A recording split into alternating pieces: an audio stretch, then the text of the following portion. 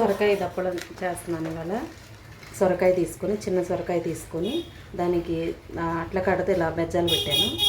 బెజ్జాలు పెట్టి సొరకాయ ముక్కలు కట్ చేసుకున్నాను. కావలసిన పదార్థాలు: 2 ఉల్లిపాయలు తీసుకున్నాను, సన్నగా ముక్కలు కట్ చేసుకొని, 5 పచ్చిమిరపకాయలు, కరివేపాకు రెమ్మలుగా కాకుండా ముక్కలు ముక్కలు చేశాను, తింటారు పిల్లలు ఇట్లా పారేయకోకుండా. చింతపండు నానబెట్టుకున్నాను, పేస్టు, గసగసాలు, కొబ్బరి కలిపి పేస్ట్ పట్టుకున్నాను. నేను అల్లం మీద వేసాను.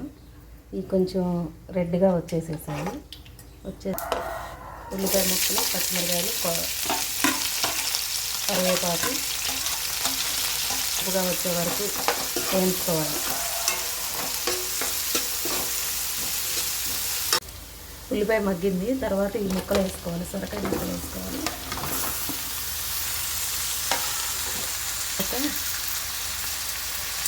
2 స్పూన్లు గల్లులుప్పు వేసుకోవాలి. మధ్య మధ్యలో కలుపుతూ ఉండాలి, లేదంటే అడుగంటుతుంది. తిప్పుతూ ఉంటే అడుగంటుకోకుండా. సొరకాయ మగ్గిన తర్వాత కొంచెం పసుపు, 1/2 స్పూన్ పసుపు,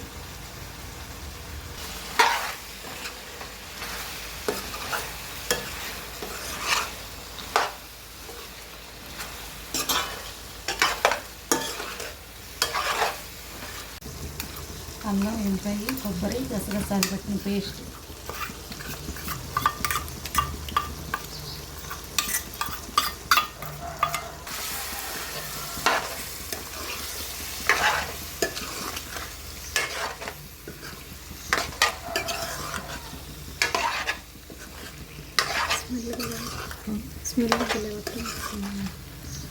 ఇది 2 నిమిషాలు వేగనియాలి. వేగనిచ్చాక కారం వేసుకోవాలి.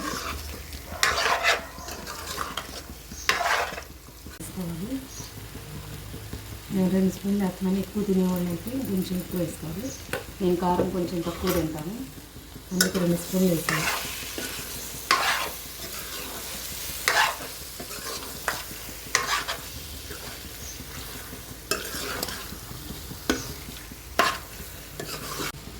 కారం వేగింది. ఇప్పుడు చింతపండు పులుసు పోస్తున్నాను.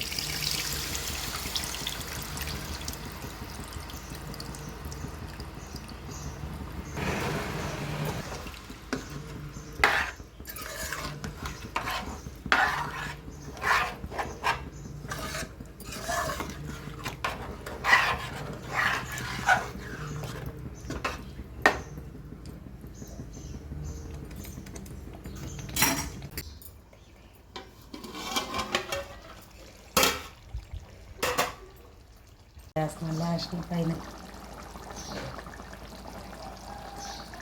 స్పూన్ వేసుకుంటే సరిపోతుంది.